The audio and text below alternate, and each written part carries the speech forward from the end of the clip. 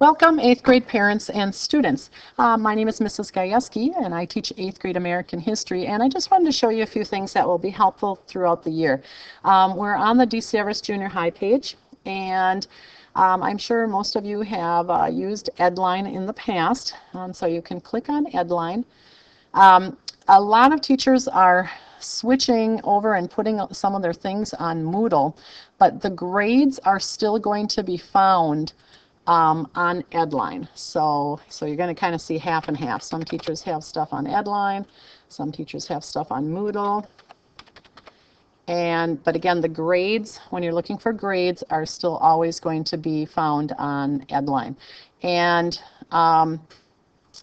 here we go, just going to one of the classes to show you here.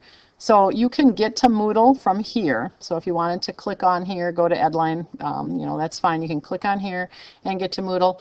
You can also, if I just go back here, if you notice the junior high page, you should have seen a little link right on the side that said Moodle.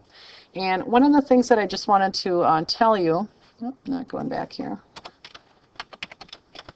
One of the things that I wanted to do is encourage you, if your child, son or daughter, is pretty independent in their keeping up with their homework, then I would really encourage you to, kind of step back a little bit, let them be independent. That's exactly what we want at the 8th grade level. If, of course, on the other hand, that is not the case, then they still need some structure. Please feel free. We can set things up. You can email me weekly, every other week. We can, there's a lot of different things we can set up to help get them set up this year for next year, because next year we really want to have their study habits in line. Again, I'm just showing you right now that you can click on Moodle off of the DC Everest Junior High page, which is maybe a little easier if you don't have to go to Edline for the grades. I am the last one in the list here. Oh, and parents, you can go on as a guest. So if I were to go back, when it comes up, it's going to ask you to log on. Just go on as a guest. And again, if your son or daughter is amazing with their homework, you maybe don't even have to look on here all year.